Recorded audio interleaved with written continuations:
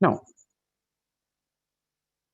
when God created man and placed them in the Garden of Eden, cutting short the creation event, creation narrative, God asked them specifically not to eat from a tree that was in the middle of the garden. And that was called the tree with fruits that would help them distinguish between good and evil.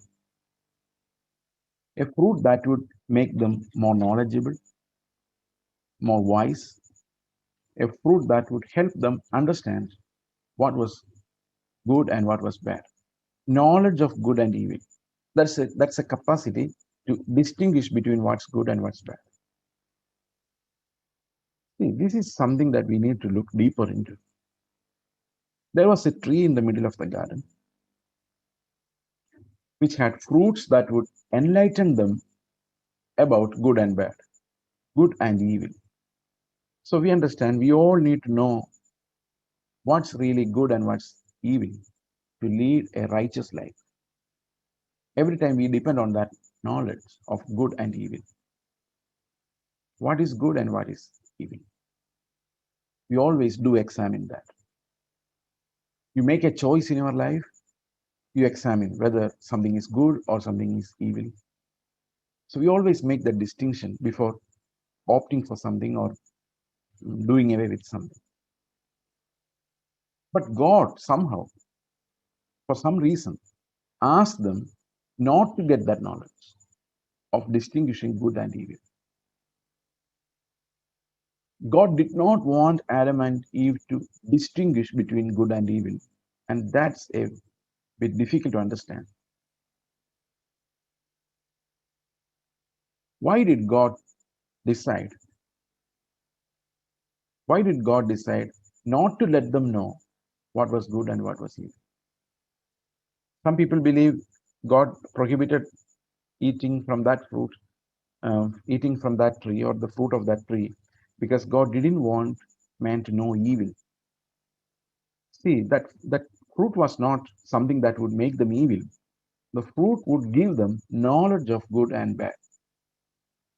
So I think it is necessary for every human being, like when he's growing up, a child when he's growing up, we expect him to pick up this knowledge, to distinguish good and evil.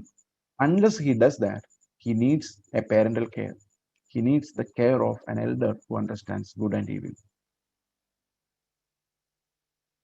And we wish our children gets this distinction as distinguishing capacity as early as possible in their life.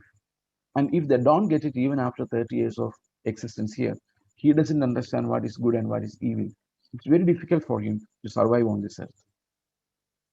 But why did God ask man not to get that knowledge, not to eat from that tree and get that knowledge? What was wrong with that knowledge? See, this is one critical question that we need to answer there. And we understand it from our interpretation of the construction of man, how man was made. Before eating from that tree, man did not have the knowledge of distinguishing good and evil. There was only one knowledge that he had, and that was the knowledge of his creator. He only knew God and no one else. Everything Adam would do, he had to ask God what to do, how to do. Because there was no processing of information. There was no processing. Why? And when there is no processing of information, he can obey the will of God more perfectly. To give you an example, suppose the Lord asks me now, stop preaching and go to Kashmir, a very difficult place.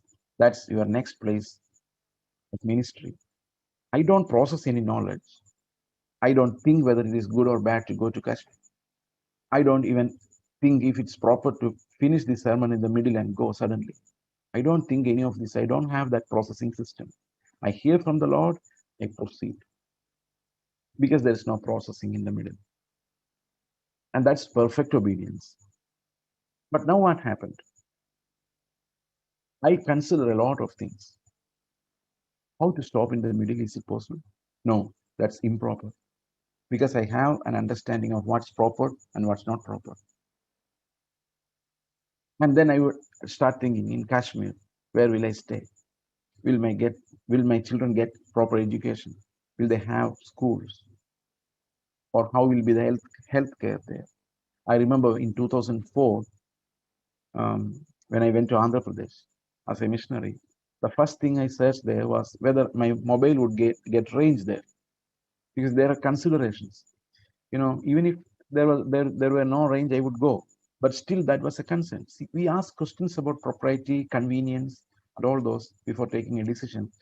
Our mind weighs this and weighs that, and then arrives at a decision. So by the time, our obedience will be partial. Now, man did not have that processing. He enjoyed God's fellowship. He understood what God was speaking to him. But one problem, I cannot call that a problem. Maybe devil instilled into them this thought that it was a problem, that they had to depend on God for everything. Adam had to depend on God for everything because he did not have his own process, his own system, and that dependence on the Father, on God for every individual decisions. And that was something like a slavery for a human being because he could not be on his own. We know our God is independent and he does not depend on anyone. But man is not made like that. Man is made to depend on God. And God breathed into his nostrils, gave him his spirit, life from his spirit. And man became a living soul, and that life he has to live independence of God, depending on God. But now devil is tempting him. Um, be like God himself. And God knows what's good and bad. He has his own processing system. He can live an independent life. But you cannot because you don't know what is good and evil. And you always need to depend on God. So devil is tempting them to adjust to a new system of living where you don't need God anymore to direct you. You can be your own director and king and decide what's good for you and what to do and what not to do by your own processing system. That means you are no longer dependent on the concepts of as to what God would think and as to what God would like. So devil was tempting him for an independence from God, separation from God, so that he could be on his own and he can take his own short, small decisions.